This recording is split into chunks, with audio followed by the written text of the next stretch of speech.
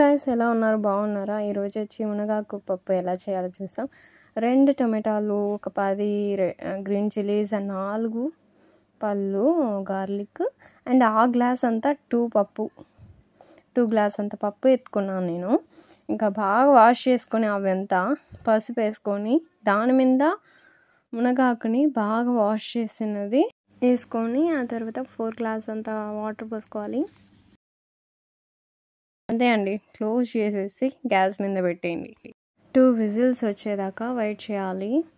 ఇలా 2 విజిల్స్ అయిపోయిన మళ్ళీ ప్రెషర్ తగ్గిన మళ్ళీ ఓపెన్ చేయండి.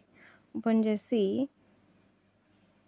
చూసారా ఎంత బాగా ఉడికిపోయిందో. ఫస్ట్ టమాటాలు, గ్రీన్ చిల్లీస్ అవి వేసుకొని ఫస్ట్ పాముకోవాలి బాగా.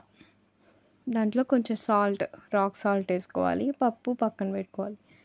రాక్ సాల్ట్ వేసుకొని బాగా పాముకోండి. ఫస్ట్ టొమాటో, గ్రీన్ చిల్లీస్ అవి, ఆ తర్వాత పప్పు వేసుకోండి. పప్పు వేసుకొని ఆ తర్వాత ఆకుకూర దాని మీద వేసుకొని ఇట్లా బాగా నున్నగా పాముకోవాలి. ఆ తర్వాత గ్యాస్ మీద గిన్నె పెట్టుకొని దాంట్లో వచ్చి 2.5 టేబుల్ స్పూన్ వచ్చి నేను ఆయిల్ పోసుకున్నాను.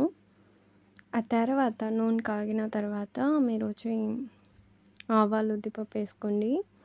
అది పొరిచిన తర్వాత చిటపటలాడిన తర్వాత రెడ్ చిల్లీస్ వేసుకోండి. ఆ తర్వాత కొంచెం జీరా, ఇట్లా అన్నీ వేసుకొని కాసేపు మిక్స్ అయిన తర్వాత ఆ రెడ్ చిల్లీస్ చూసారా ఎంత బాగా ఫ్రై అయిందో. ఆ స్టేజ్ ఉన్నప్పుడు మీరు గార్లిక్ ఒక 5-6 పళ్ళు బాగా దంచి పెట్టుకొని దాంట్లో వేసేయండి. ఆ తర్వాత కరివేపాకు వేసేయండి. వేసేసి బాగా కొంచెం అట్లా ఫ్రై చేసిన తర్వాత మనం పాము పెట్టున్న ఆకుకూరని దాంట్లో వేసేవాలి. ఇలా వేసేసి కాసేపు ఉడకబెట్టండి సిమ్లో. ఓకేనా?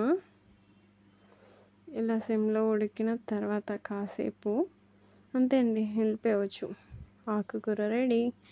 ఇది సంగటిలో కానీ అన్నంలో కానీ బాగుంటుంది.